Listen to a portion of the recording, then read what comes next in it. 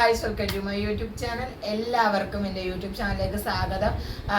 Like ചെയ്യാത്തവരാണ്, നേരത്തെ video കണ്ടിട്ടില്ലാത്തവരാണ്, പോയി like ചെയ്യുക, കമൻറ്റ് ചെയ്യുക, സബ്സ്ക്രൈബ് ചെയ്യുക. അപ്പം നമുക്ക് നേരെ വീഡിയോയിലോട്ട് പോവാം ഗായ്സ്. അപ്പം ഞാൻ ഇന്ന് വന്നിരിക്കുന്ന നമ്മുടെ ബിഗ് ബോസ് സീസൺ 6നെ കുറിച്ച് പറയാൻ വേണ്ടിയിട്ടാണ്, റിവ്യൂ പറയാൻ വേണ്ടിയിട്ടാണ് ഗായ്സ് ഞാൻ ഇപ്പം വന്നിരിക്കുന്നത്. ബിഗ് ബോസിൻ്റെ കുറച്ച് ആൾക്കാർ നിങ്ങൾ കണ്ടു കാണുമല്ലോ. അതിനകത്ത് എനിക്ക് ഏറ്റവും ഇഷ്ടമല്ലാത്തതും ഗെയിം പ്ലാൻ ഒന്നും അറിയാത്തതും മന്ദബുദ്ധികത്തര പറയുന്നതും പറയാൻ വേണ്ടിയിട്ടാണ് ഞാൻ വന്നിരിക്കുന്നത്. ആദ്യം തന്നെ നമുക്ക് ജിൻഡോനെ പറയാം. ജിൻഡോ വെറും ഒരു മണ്ടനാണ്. എന്ന് വെച്ചാൽ എങ്ങനെ അവന് ഗെയിം പ്ലാൻ കളിക്കണമെന്നോ എന്തുവാണെന്ന് അവൻ അറിയില്ല. അവൻ വെറും ഒരു മണ്ടനാണ്. അവന്റെ വായിന്ന് വരുന്നതും വെറും ഒരു മണ്ടത്തരമാണ് ഗൈസ്. മണ്ടത്തരം എന്ന് വെച്ചാൽ അതിന് മണ്ടത്തരം. അതിന് കൈയടിച്ചു കൊടുക്കാൻ ജാൻമണി. ഈ ജാൻമണി എന്ന് പറയുന്ന ഒരു വ്യക്തി ആ ബിഗ് ബോസ് ഹൗസിന്റെ അകത്ത് എങ്ങനെയാന്ന് ചോദിച്ചാൽ, ജാൻമണിക്ക് എല്ലാം ആകാം. പക്ഷേ ജാൻമണീനെ ആരെങ്കിലും ഒന്ന് ഹേറ്റ് ചെയ്ത് കഴിഞ്ഞാൽ ജാൻമണി പെട്ടെന്ന് തന്നെ അവരുടെ അടുത്ത് ദേഷ്യപ്പെടുകയും പ്രാന്ത് പോലെ കാണിക്കും. ഗൈസ്, അതെനിക്ക് ഒട്ടും ന്യായമായ രീതിയിൽ തോന്നുന്നില്ല. അതുകൊണ്ട് തന്നെ ഈ ജിൻഡോ എന്ന് പറയുന്നത്, ജിൻഡോവിനെ കേറ്റാതിരുന്നെങ്കിൽ വേറെ നല്ല മത്സരാർത്ഥിനെ കേറ്റാമെന്ന് എനിക്ക് പേഴ്സണലി തോന്നുന്നു. അതായിരുന്നു നല്ലതെന്നും ഞങ്ങൾക്ക് തോന്നുന്നു. എനിക്ക് തോന്നുന്ന കാര്യമാണ് ഗൈസ് ഞാൻ നിങ്ങളോട് ഷെയർ ചെയ്യുന്നത്. അപ്പം ജിൻഡോ എന്ന് പറയുന്നത് നല്ലൊരു ഗെയിം പ്ലാനർ അല്ല. അതേപോലെ തന്നെ നമുക്ക് കുറച്ച് വ്യക്തികളുണ്ട്, ഋഷി ആൻഡ് അൻസിബ. ഋഷി ആൻഡ് അൻസിബ എന്ന് വെച്ചാൽ അവർ ഒരു റൂമിൽ ഇരുന്ന് കട്ടിലിൽ സ്റ്റിക്കറാണ് ഗൈസ്, സ്റ്റിക്കർ ഒട്ടിപ്പിടിച്ചിരിക്കുകയാണ്. അവർ ആ ബെഡിൽ നിന്ന് എഴുന്നേക്കില്ല. അൻസിബയുടെ സ്വഭാവം എന്ന് വെച്ചാൽ പേഴ്സണലി ഞാൻ പറഞ്ഞുതരാം. അൻസിബ ഈ ഋഷിയുടെ കൂടെ ഇരുന്ന കാര്യമെല്ലാം പറഞ്ഞിട്ട് പെട്ടെന്ന് പോയി നോറയുടെ കൂടെ പോയിരുന്ന കാര്യം പറയും. എന്നിട്ട് അൻസിബ നോറയുടെ ഭാഗങ്ങളും നോറയുടെ അടുത്ത് വേറുള്ളവരുടെ കുത്തിത്തിരിപ്പും എല്ലാം പറഞ്ഞു കൊടുക്കും. പറഞ്ഞു കൊടുത്തതിന് ശേഷം നോറയുടെ കുത്തിത്തിരിപ്പ് പറയാനായിട്ട് അൻസിബ കാത്ത് ഋഷിയുടെ അടുത്ത് വരും. അതേപോലെ ഋഷിയും ഇവരും തമ്മിൽ ഒരു കണക്ഷൻ ഉണ്ടോ എന്ന് പോലും എനിക്ക് തോന്നിപ്പോയിട്ടുണ്ട് ഗൈസ്. അതേപോലെ തന്നെ ഇപ്പോൾ ഒരുത്തൻ കേറിയിട്ടുണ്ടല്ലോ, അത് വൈക്കാട് എൻ്റെ ആയിട്ട് ഇപ്പൊ കേറിയിട്ടുണ്ട്. അവന്റെ പേരായിരുന്നു ഗൈസ്, എന്ത് പറയുന്ന സിബിൻ. അതെ ഗൈസ്. അപ്പൊ ഞാൻ പറഞ്ഞിട്ടുണ്ടായിരുന്നത് ഇപ്പൊ കേറിയിട്ടുള്ള കുറെ പേരുണ്ടായിരുന്നു. സിബിൻ, ആദ്യം തന്നെ പറയാം. സിബിൻ കേറുന്നതിന് മുന്നേ ലാലേട്ടന്റെ മുന്നിൽ വെച്ച് സിബിൻ പറഞ്ഞൊരു കാര്യമുണ്ട്, അവിടെ എന്റർടൈൻമെന്റ്സ് ഇല്ല, ഞാൻ അത് കൂടുതലായിട്ട് ചെയ്യും. പക്ഷേ സിബിൻ അതിനകത്ത് കേറിയതിന് ശേഷം, ബിഗ് ബോസ് സീസൺ 6ൽ കേറിയതിന് ശേഷം സിബിൻ ജാസ്മിന്റെ അടുത്തും ഗബ്രിയുടെ അടുത്തും നോറയുടെ അടുത്തും അങ്ങനത്തെ ഉള്ള ടീംസിനോട് ചൊറിയുന്നതല്ലാതെ അവൻ അവരുടെ ഒരു എന്റർടൈൻമെന്റ്സ് കൊണ്ടുവന്നതായിട്ട് ഞാൻ കാണുന്നില്ല. അവൻ ചൊറിയാൻ വന്ന് കേറിയതാണെന്നാണ് എനിക്ക് തോന്നുന്നത്. അതേപോലെ തന്നെ ഇന്നലത്തെ എപ്പിസോഡ് നിങ്ങൾ കണ്ടിട്ടില്ലെങ്കിൽ നിങ്ങൾ പോയി കാണുക. 40ാമത്തെ എപ്പിസോഡാണ്. അവൻ അതിനകത്ത് ജാസ്മിനോട് ഒരു വൃത്തികെട്ട രീതിയിലുള്ള ഒപ്പീനിയൻ കാണിക്കുന്നുണ്ട്. നിങ്ങളത് ശ്രദ്ധിക്കുക. അപ്പൊ പറയണ ഗൈസ്, കമന്റ് ബോക്സിൽ ഞാൻ ആ വീഡിയോ പിൻ ചെയ്യുന്നുണ്ട്. നിങ്ങൾ കാണാത്തവരുണ്ടെങ്കിൽ കാണണം. അവൻ പറയുന്നുണ്ടായിരുന്നു ഇവരെ പോലെ കൾച്ചർ ഫെലോസ് അങ്ങനെയൊക്കെ ഇവൻ യൂസ് ചെയ്യാറില്ല, അവൻ നല്ലൊരു മനുഷ്യനാണ്, അവന്റെ ക്യാരക്ടർ നല്ലതാണെന്ന്. പക്ഷെ ഒരിക്കലുമല്ല ഗൈസ്. ഇതാണ് ഗൈസ് അവന്റെ ക്യാരക്ടർ. 40ാമത്തെ എപ്പിസോഡിൽ ജാസ്മിനോട് ഒരു മീറ്റിംഗിൽ വിളിക്കുമ്പോൾ നിങ്ങൾ കാണുന്നുണ്ട് ഗൈസ്. അത് നിങ്ങൾ കാണുക. അതാണ് അവന്റെ നിലപാടെന്ന് എനിക്ക് തോന്നിയിട്ടുണ്ട് ഗൈസ്. അതേപോലെ തന്നെ ജാസ്മിൻ ആൻഡ് ഗബ്രി, ഇവർ രണ്ടുപേരും നല്ലൊരു ഗെയിം പ്ലാനർ ആണ്. പക്ഷേ ഗബ്രി പോയി കഴിഞ്ഞാൽ ജാസ്മിന് നന്നായിട്ട് ഗെയിം കളിക്കാൻ പറ്റുമെന്ന് എനിക്ക് തോന്നുന്നു. പക്ഷേ ജാസ്മിൻ പുറത്ത് പോയി കഴിഞ്ഞാൽ ഗബ്രിക്ക് ഒരിക്കലും കളിക്കാൻ പറ്റില്ല. എന്താണെന്ന് വെച്ചാൽ ഗബ്രി ജാസ്മിനെ ഇത് ചെയ്ത് നിൽക്കാനാണ് എനിക്ക് തോന്നിയിട്ടുള്ളത്. പക്ഷേ ജാസ്മിൻ ഗബ്രി പുറത്ത് പോകണമെന്ന് തന്നെയാണ് എൻ്റെ താല്പര്യം. അതുപോലെ ജാസ്മിൻ ഗബ്രി ഒരു ലവേഴ്സ് ആണെന്ന് എനിക്ക് തോന്നിയിട്ടുണ്ടെങ്കിലും പക്ഷെ അവർ പറയുന്നത് ഞങ്ങൾ ലവേഴ്സ് അല്ലെന്നാണ്. അതേപോലെ അർജുൻ ആൻഡ് ശ്രീതു, അതും ലവേഴ്സ് ആയിട്ടാണ് എനിക്ക് ഫീൽ ചെയ്തത്. അതേപോലെ തന്നെ ഈ സിബിൻ എന്ന് പറഞ്ഞ ഒരു വ്യക്തി ഈ ലവേഴ്സിനെ പിരിക്കാൻ നോക്കുന്നതായിട്ട് എനിക്ക് തോന്നിയിട്ടുണ്ട്. നിങ്ങൾ ചെല്ലുക, അർജുനും ശ്രീതുവും എങ്ങനെയെങ്കിലും ഒന്ന് സെറ്റായി, എൻ്റെ ഒരു ഇതിൽ നോക്കുകയാണ്, അർജുനും ശ്രീതുവും എങ്ങനെയെങ്കിലും ഒന്ന് സെറ്റായി വരുമ്പോഴത്തേക്കും ഈ സിബിൻ ഇടയ്ക്ക് കയറി അതൊന്ന് ഒടക്കാൻ നോക്കുന്നതായിട്ട് എനിക്ക് ഫീൽ ചെയ്തിട്ടുണ്ട്. എന്താന്ന് വെച്ചിട്ടുണ്ടെങ്കിൽ ഈ ശ്രീധുവിനെ ഇവന്റെ അടുത്തുനിന്ന് അകറ്റാൻ തോന്നിയിട്ടുണ്ടെന്ന് തോന്നുന്നു. അതേപോലെ തന്നെയാണ് ജാസ്മിൻ ആൻഡ് ഗബ്രി. ജാസ്മിനെ ഒത്തിരി ഹരാസ് ചെയ്യുന്നുണ്ട് അവൻ ഹരാസ് ചെയ്യുന്നുണ്ട്. അപ്പം അവൻ പറയുന്നുണ്ടായിരുന്നു നമ്മൾ എല്ലാരും കൂടെ ജാസ്മിന് ജയിൽ നോമിനേഷൻ നേരിട്ട് കൊടുക്കാവുന്ന. പക്ഷേ സിബിൻ അങ്ങനെ 40ാമത്തെ എപ്പിസോഡിൽ ഞാൻ പറഞ്ഞില്ല ഒരു വൃത്തികെട്ട രീതിയിലായ ഒരു ആംഗ്യം അവൻ കാണിച്ചിട്ടുണ്ട്. അതിനുശേഷം സിബിൻ പറയുകയാണ് ഞാൻ ഇനി അവരുടെ കാര്യത്തിൽ ഇടപെടില്ല, അങ്ങനെയാണ് ഇങ്ങനെയാണെന്നൊക്കെ പറഞ്ഞിട്ടുണ്ട്. നിങ്ങൾ ആ എപ്പിസോഡ് ശ്രദ്ധിച്ച് കാണുക. അവൻ അങ്ങനെയൊക്കെ പറഞ്ഞിട്ടുണ്ട്. പക്ഷേ അത് അവന്റെ നിലപാടില്ലായ്മയാണ് ഗൈസ്, നിലപാട് ഇല്ലായ്മയാണ്. എന്താന്ന് വെച്ചിട്ടുണ്ടെങ്കിൽ ഒരിക്കലും അതിനകത്ത് യോജ്യമായി പോവേണ്ടതല്ല. ഇതേപോലെ ബിഗ് ബോസ് ഒരു താക്കീത് കൊടുത്തിട്ടുണ്ട്. ആ താക്കീതിൽ എനിക്ക് ഈ ഇവർ പവർ ടീം പണിഷ്മെന്റ് കൊടുക്കുന്നത്, അതായത് പവർ ടീം എൻ്റെ ആൾക്കാരായതുകൊണ്ട് അവർ പണിഷ്മെന്റ് കുറച്ചാണ് കൊടുക്കുന്നതായിട്ടാണ് എനിക്ക് തോന്നിയത്. അതേപോലെ ഈ പ്രാവശ്യത്തെ പവർ ടീം ഒട്ടും ആക്റ്റീവ് അല്ല, എനിക്ക് ഇഷ്ടപ്പെടില്ല. ശരണ്യ കുറച്ച് ഓവർ ആണെന്ന് തോന്നിയിട്ടുണ്ട് ഗൈസ്. കഴിഞ്ഞ പ്രാവശ്യം പറഞ്ഞിട്ടുണ്ടായിരുന്നു ശരണ്യ ആക്റ്റീവ് അല്ല. ശരണ്യ നോമിനേഷനിൽ വന്നിട്ടുണ്ടായിരുന്നു. നോമിനേഷനിൽ നിന്ന് പുറത്തു പോകാൻ വേണ്ടിയിട്ട് ഇറങ്ങിയപ്പോഴായിരുന്നു ഈ ലാലേട്ടൻ കയറി വന്നത്. അതിലൂടെ അവള് രക്ഷപ്പെട്ട. അവൾ ഇച്ചിരി ആക്റ്റീവ് ആകാൻ നോക്കുന്നുണ്ടെന്നാണ് അവളുടെ വിചാരം. പക്ഷെ അവള് ഒട്ടും ആക്റ്റീവ് അല്ല. അവൾ കൂടുതലും ഓവർ ആയിട്ടാണ് ഗൈസ് എനിക്ക് തോന്നിയിട്ടുള്ളത്. അവള് വെറും ഓവറാണ്. എന്താന്ന് വെച്ചിട്ടുണ്ടെങ്കിൽ ഈ ഓവർ കാണിക്കാൻ എന്താണെന്ന് വെച്ചിട്ടുണ്ടെങ്കിൽ ഗബ്രിയോടാണേലും എല്ലാരോടും, അതായത് ആ വീട്ടിലുള്ള അവളൊരു ഒരു റാണിയുടെ ഫീൽ എനിക്ക് ഫീൽ ചെയ്യുന്നുണ്ട്. ആ ബിഗ് ബോസ് ഹൗസിൽ കാണിക്കുന്നത് ഒരു റാണിയുടെ ഫീലാണ് അവൾ കാണിച്ചു കൂട്ടുന്നത്. എന്താണ് അവൾ കാണിച്ചു കൂട്ടുന്നതെന്ന് അവക്ക് പോലും അറിയില്ല. അപ്പൊ അങ്ങനെയുള്ള കാനാക്കുത്തികളാണ് കാണിച്ചിരിക്കുന്നത് ഗൈസ്. ഞാൻ പ്രാർത്ഥിച്ചിട്ടുണ്ട്, എന്തിനാണെന്നറിയോ ഗൈസ്, ഇവർ തന്നെ അടുത്ത പവർ ടീം ആകാതിരിക്കാൻ. പക്ഷെ ഇവർ തന്നെ പവർ ടീം ആയിട്ടുണ്ട്. അതേപോലെ തന്നെ ജിൻഡോ പൊട്ടൻ, അതായത് ജിൻഡോ പൊട്ടൻ എന്ന് തന്നെ പറയാം ഗൈസ്. എനിക്ക് പേഴ്സണലി ജിൻഡോനെ ഇഷ്ടമല്ല, കലിയാണ്, ദേഷ്യമാണ് എന്ന് എനിക്കറിയാം. അപ്പം അൻസിബ ചിന്തപ്പ എന്നാണ് വിളിക്കുന്നത്.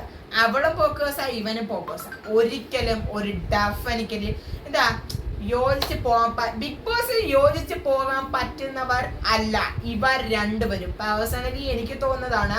നിങ്ങൾക്ക് എന്താ തോന്നുന്നതെന്ന് വെച്ചാൽ കമന്റ് ബോക്സിൽ പറയണം കേട്ടോ ഗൈസ്. അപ്പം ഇതുമായിട്ട് യോജിച്ചു പോകുന്നതിൽ പറയാണ്, നമ്മൾ ഈ രണ്ട് ഭാഗത്തും, അതായത് വഴക്കിൽ അതായത് നോറ ഇമോഷണൽ ആയിട്ട് അറ്റാക്ക് ചെയ്യുന്ന ഒരു വ്യക്തിയാണെന്ന് നോറ തന്നെ പറയുന്നുണ്ട്. നോറ പറയുകയാണ് എന്നെ നിങ്ങൾ ഇമോഷണൽ ആക്കുന്നു, ഇമോഷണൽ ബ്ലാക്ക്മെയിൽ ചെയ്യുന്നു. പക്ഷേ ഒരിക്കലുമല്ല. എനിക്ക് ആദ്യമേ നോറേനെ ഇഷ്ടമല്ലായിരുന്നു.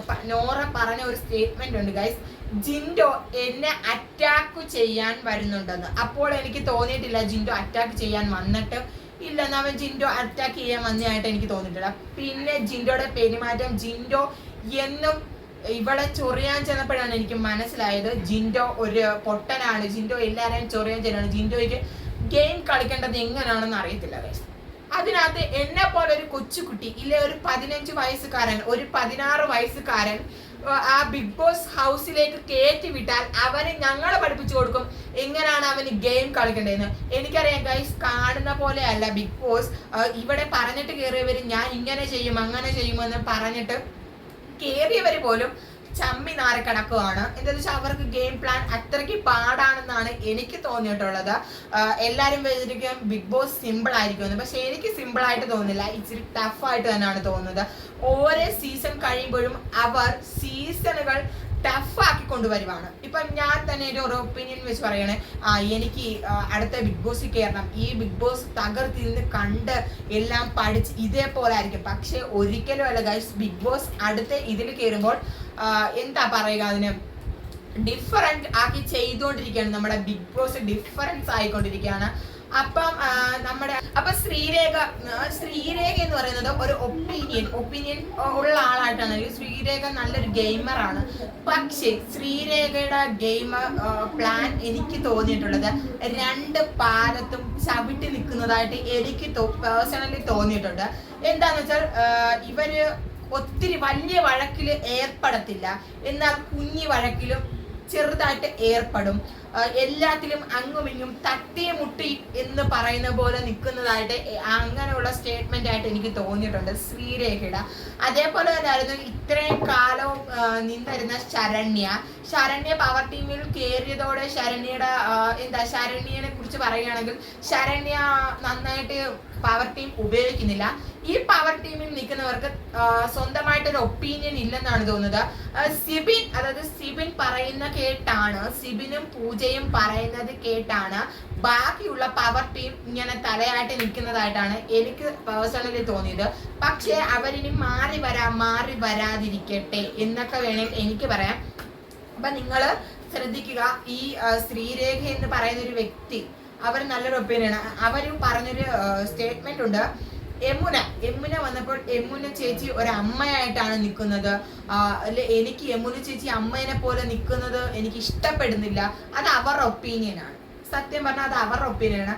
അതേപോലെ ഇവർ പറഞ്ഞിട്ടുണ്ടായിരുന്നു, ഞാൻ അമ്മേനെ പോലെ ഒരിക്കലും നിൽക്കത്തില്ല, ഞാൻ ഇവിടെ ഒരു ഗെയിം കളിക്കാനാണ് വന്നത്, ഞാൻ ഈ ഫീൽഡിൽ വന്നത് കഷ്ടപ്പെട്ടാണ്, എനിക്ക് ജയിക്കാനാണെന്ന് പറഞ്ഞിട്ടുണ്ട്.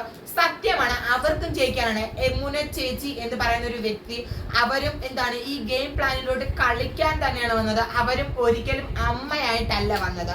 അപ്പം ഈ ശ്രീരേഖയോട് ആരും പറഞ്ഞില്ല സ്വയം അമ്മയാകണമെന്നോ അമ്മയാകണ്ടെന്നോ. അവർ സ്വയം പുകഴ്ത്തിയതാണ്. എനിക്ക് ഒരു ക്യാമറ കണ്ടന്റ് കിട്ടാൻ വേണ്ടിയിട്ട് എനിക്ക് തോന്നിയിട്ടുണ്ട് അവരുടെ ഇതിൽ നിന്ന് ഇങ്ങനെ പറയുന്നത്. ഞാനാണ് വലിയ ആള് അങ്ങനെയൊക്കെ പറയാനായിട്ട് എനിക്ക് കൂടുതലും പേഴ്സണലി തോന്നിയിട്ടുണ്ട്. അതേപോലെ തന്നെ ജിൻഡോ, കൂടുതലും ഞാൻ ഈ വീഡിയോ ഇടാൻ തന്നെ എനിക്ക് ജിൻഡോയുടെ കാര്യങ്ങൾ പറയാൻ വേണ്ടിയിട്ടാണ്, ജിൻഡോയുടെ കാര്യങ്ങൾ മാത്രം പറയാൻ വേണ്ടിയിട്ടാണ് ഞാൻ ഈ വീഡിയോയിൽ വന്നിട്ടുള്ളത്. ജിൻഡോ എന്ന് പറയുന്ന ഒരു വ്യക്തി ഉണ്ടെങ്കിൽ ക്യാമറ, എവിടെ ക്യാമറയുണ്ട് അവിടെ ജിൻഡോ ഉണ്ട്. ജിൻഡോ ക്യാമറ എന്ന് വേണമെങ്കിൽ നമുക്ക് പേരിടാം. എന്താണെന്ന് വെച്ചാൽ ജിൻഡോ ഉള്ളിടത്ത് മൊത്തം ക്യാമറ ഉണ്ട്. ജിൻഡോ വെറും ഒരു മണ്ടനാണ്. അത് എനിക്ക് പേഴ്സണലി അറിയാം, പക്ഷെ നിങ്ങൾക്ക് അറിയാമോ എന്ന് എനിക്കറിയത്തില്ല. അതുകൊണ്ടാണ് ഞാൻ നിങ്ങളുടെ അടുത്ത് അവൻ പിന്നെ മണ്ടന എന്ന് പറഞ്ഞിരിക്കുന്നത്. അവനൊരു ജിമ്മ് തുടങ്ങുന്നുണ്ട്, അതിൻ്റെതായ ഒരു പക്വത പോലും കാണിക്കുന്നത്. അതേപോലെ തന്നെ ഗൈസ്, ഞാൻ ഇപ്പോഴാണ് ഓർത്തത്, നോറയും ജിൻഡോയും അങ്ങനെ അവർ തണൽ റൂമിലാണോ നെക്സ്റ്റ് റൂമിലാണോ എന്ന് ഞാൻ ഓർക്കുന്നില്ല, എവിടെയോ ഒരു റൂമിൽ ഇരുന്നപ്പോൾ നോറ ഇതേപോലെ ഒരു കാര്യം ചോദിച്ചായിരുന്നു. എന്തോ ഇവർ സ്റ്റേറ്റ്മെന്റ് അവരെ കഥ പറയുമായിരുന്നു. അപ്പോൾ ജിൻഡോ എന്ന് പറയുന്ന ഒരു വ്യക്തി അവിടെ മോശമായി ആൻസർ കൊടുത്തു. എനിക്ക് ഇവിടെ പറയാൻ ഒരു നാണക്കേടുമില്ല ഗൈസ്. നോറയ്ക്ക് കൊടുത്തത് ആൻസർ എന്താണെന്ന് വെച്ചാൽ വളിയാണ് നോറയ്ക്ക് കൊടുത്തത്. വളി വിട്ട് കാണിക്കുകയാണ് ഗൈസ് നോറയ്ക്ക് കൊടുത്തത്. നിങ്ങൾ കണ്ടിട്ടില്ലേ ഗൈസ്? നിങ്ങൾ കാണുക, ഞാൻ കണ്ടിട്ട് തന്നെയാണ് ഗൈസ് പറയുന്നത്. അതൊരു വൃത്തികെട്ട സ്റ്റേറ്റ്മെന്റ് ആയിട്ട് എനിക്ക് തോന്നിയിട്ടുണ്ട്. പക്ഷെ അവർ പണിഷ്മെന്റ് കൊടുത്തില്ലെന്നാണ് എനിക്ക് തോന്നുന്നത്. പക്ഷെ അതിനെതിരെ ഒരു പണിഷ്മെന്റ് കൊടുക്കണമായിരുന്നു.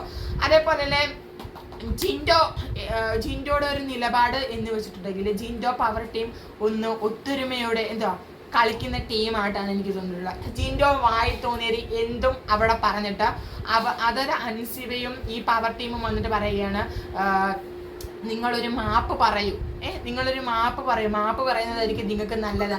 അടുത്ത സ്റ്റേറ്റ്മെന്റിലോട്ട് പോവേണ്ടതല്ലേ. ഇല്ല, അടുത്തൊരു വിഷു വരുമ്പോൾ നിങ്ങൾക്ക് അടുത്ത വിഷു ഇനി അടുത്ത ഇത് വരത്തില്ലേ, അടുത്ത ഇത് വരുമ്പോൾ നിങ്ങളുടെ ഈ ടോക്ക് എടുത്തിടും. അതിന് വേണ്ടിയിട്ട് ടോക്ക് വരാതിരിക്കാൻ വേണ്ടിയിട്ട് നിങ്ങൾ സോറി പറയും എന്ന് പറഞ്ഞിട്ടുണ്ടായിരുന്നു. അതേപോലെ തന്നെ എനിക്ക് റോക്കി ഉള്ളപ്പം ഒരു കാര്യം പറയാനുണ്ടായിരുന്നു. റോക്കി അതായത് ഈ സാധനം ഒരു സാധനം ഇടിച്ചു പൊട്ടിച്ചു. നമ്മുടെ ബിഗ് ബോസ് ഹൗസിൽ ഒരു വെളിയിൽ വന്ന ഒരു ബിഗ് ബോസ് ഹൗസിൽ ഇടിച്ചു പൊട്ടിച്ചായിരുന്നു. അപ്പം ഇടിച്ചു പൊട്ടിച്ചപ്പോൾ ബിഗ് ബോസ് കൂടുതലും പ്രതികരിക്കുകയായിരുന്നു ചെയ്തത്. എന്ന് വെച്ചാൽ വലിയ പ്രതികരണം ഒന്നും കൊടുത്തില്ല, നിസ്സാരമായ പ്രതികരണം. പക്ഷേ കഴിഞ്ഞ സീസണിൽ അഹിൽ മാരാർ ഒരു ചായ പിടിക്കുന്ന ഒരു ഡ്രോ എടുത്ത് താഴെ അടിച്ചപ്പോൾ, താഴെ അടിച്ചില്ല, അവൻ അത്ര ദേഷ്യം വന്നിട്ട് ഒന്ന് ചെറുതായിട്ട് തട്ടിയപ്പോൾ അവർ അവിടെ ഉപയോഗിച്ച വാക്ക് എന്ന് വെച്ചാൽ ബിഗ് ബോസ് പൊട്ടിത്തെറിക്കുകയാണ് ചെയ്തത്. ഇവിടെ ഉള്ള സാധനങ്ങൾ നശിപ്പിക്കാൻ പാടില്ലെന്ന്. അതേപോലെ തന്നെ ഒരു ഡോറിന്റെ വിഷയമൊക്കെ വന്നിട്ടുണ്ടായിരുന്നു ഗൈസ്. അപ്പം എല്ലാവർക്കും എൻ്റെ വീഡിയോ ഇഷ്ടപ്പെട്ടെന്ന് ഞാൻ വിചാരിക്കുന്നു. അപ്പം പുതിയൊരു വീഡിയോ ആയിട്ട് ഞാൻ പെട്ടെന്ന് തന്നെ വരും. അപ്പോൾ എൻ്റെ ഞാൻ നേരത്തെ 40ാമത്തെ എപ്പിസോഡ് എൻ്റെ താഴെ ലിങ്ക് കൊടുത്തിട്ടുണ്ട്, നിങ്ങൾ കയറി ഒന്ന് കാണണം കേട്ടോ ഗൈസ്. അപ്പോൾ എൻ്റെ വീഡിയോ ഇഷ്ടപ്പെട്ടെങ്കിൽ എല്ലാവരും ഒന്ന് സബ്സ്ക്രൈബ് ചെയ്യുക, ലൈക്ക് ചെയ്യുക, കമൻറ്റ് ചെയ്യുക, ഷെയർ ചെയ്യുക. നിങ്ങൾക്ക് ഇതിനെക്കുറിച്ച് എന്തെങ്കിലും കമൻറ്റ് ബോക്സിൽ പറയാനുണ്ടെങ്കിൽ തീർച്ചയായും പറയുക. അപ്പോൾ ഗായ്സ് അപ്പം ഇന്നത്തെ വീഡിയോ ഇത്രയും വെച്ച് ഞാൻ മൈൻഡപ്പ് ചെയ്യുകയാണ്. പുതിയൊരു വീഡിയോ ആയിട്ട് പെട്ടെന്ന് വരാം. ബൈ.